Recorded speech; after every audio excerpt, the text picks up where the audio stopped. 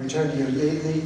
Your pictures are genre directed, and you've done basically your turn on gangster films, on martial arts films, to a degree on westerns. Now you are a big romantic. Are you going to do a love story next? Well, the thing is, I have done love stories. They've just been inside of my other movies. I mean, the first script I ever wrote, and was pretty much made, except for the very, very end, exactly the way I wrote it, was True Romance. And that title's not ironic. It was a complete romantic movie. Now, it has all kinds of, at one point, James Gandolfini almost beats Patricia Arquette to death, and then she has to blow him away with a shotgun and rip him apart. But that doesn't mean it's not romantic.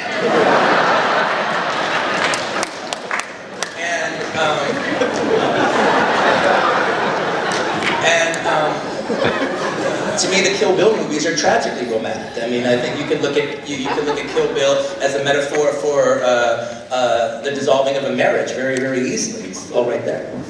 But it's going to be done my way, and I think everyone wants me to do it my way.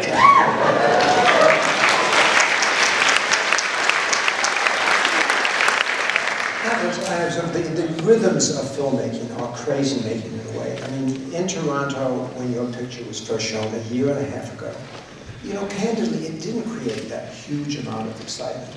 And then it was purchased and then not released for a while. Was there any point early on that you thought to yourself, well, this picture's sort of going to get lost? You know, I think it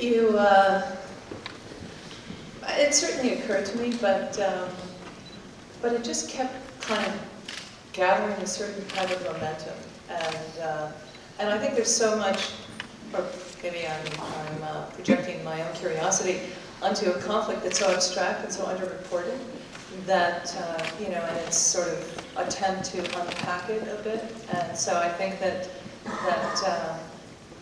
as the conflict became more and more timely, and you know, sadly it continues to be more and more timely, that I think the curiosity and the momentum of the film seem to be kind of commensurate. How come you don't ask me about a love story? No way. Your daughter is a love story. Anyway. Okay, I'll accept that. No, but I cannot remember a case in all the decades where I've been around where a picture it became the center of attention, really. Literally a year and a half later. I mean, it is on, again, the first page of the New York Times. It is ubiquitous. And that is, I think, says something about the way the film resonates as more and more people see it. Because it's only grossed, what, $12, $13 million. It could have an amazing afterlife, I hope. Well, yeah, it's very, very strong now on DVD, and tremendous support from the critical community. But again, the rhythms of it. Jim, when Sigourney Weaver said to me that she was so awaiting nervously seeing Avatar, and finally she's invited into a screening room, and there's the governor and Steven Spielberg, and she saw this picture, and she said, I was just astonished that I thought to myself, Jim nailed it. It's amazing. Were you, when that kind of screening occurs the first time, were you apprehensive, nervous? I don't know about that kind of screening. It was kind of a unique moment in my life. I happen to be good friends with Arnold, and I've gotten closer with Steven as a result of him being very curious about the performance capture methods and using them on his Tintin film, and he'd already shot Tintin at that point.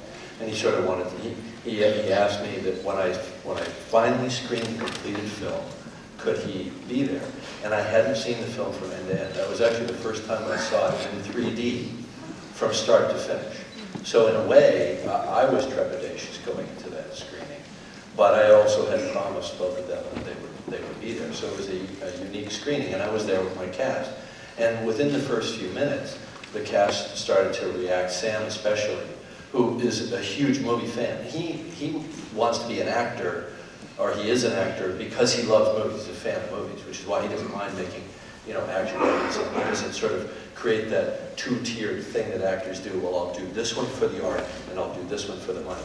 He does it all for the art and for the money. You know, and I don't think he cares much about the money. But anyway, you know, so he's chortling away and cackling away through the whole movie. and Sigourney's leaned forward like this the whole time. And I was going more off the energy of the house, so to speak. And I actually really enjoyed the film. And I know that sounds strange, but making the movie was so many tiny, finite processes. It was like doing a pointillist painting, and then stepping back and seeing that it in fact was a painting. So, you know, that was a unique screening in my life, because it was the first time I actually sort of watched the film. Well, I find actors, as a group and alone, are sort of both thrilled and disturbed by it, because they don't quite seem to know, this was evidenced a bit in conversation at the Saga one, they don't quite know how to judge the performance of actors in the context of the show.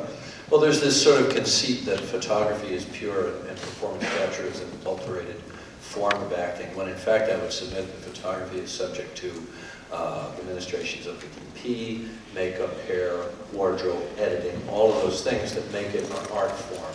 And that there is in fact a purity to the performance capture, because you can't lie in performance capture. I actually discovered that my stunt coordinator had a leg injury from watching his motion. I said, "What's wrong? You know, why are you limping?" It wasn't apparent visually, but it was apparent when you watch the motion. And you can't hide from a close-up that's 100% of the time. So the actors have to bring their A game every time they're up to bat in a scene. And the focus of the day is 100% performance. So if you think about the way that in a live action shoot, the director's time and energy is compromised by setting up dolly track, worrying about where the sun is, worrying about what the background characters are doing, all those things, and maybe only 50% charitably of your time can actually be directed 100%, directed to performance. On a performance capture day, your time is 100% about performance, and the actor's time is 100% about performance. So there are things that make it a very pure form of the art of acting. But the community doesn't understand that yet. There's a learning curve. Well, it seems to me the opposite end of the spectrum from the way your actors interact with the camera is Todd Phillips, where I get the feeling that you put these goofy guys in a room and just say, lose it. I think people think that a lot, and to some extent we do. You let people, I often say, I feel like I make movies about mayhem, and to make a movie about mayhem, you have to kind of have that feeling on the set. So I definitely let them loose, and you'd be, I think, a poor comedy director if you hire Zach or Will Ferrell or any Vince Vaughn, these guys I've worked with over the years, and said, no, just read it and do it just like that. We always say, comedy, it's not math, it's jazz, and it's something that we kind of, it's a little more free form, which is why I'm often high when I'm directing these movies.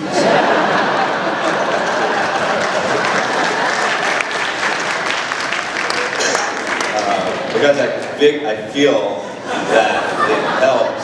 You guys are like, wait, he's going with this, he's for real. I feel that it helps keeping that loose sort of vibe on the set. And I forgot your question.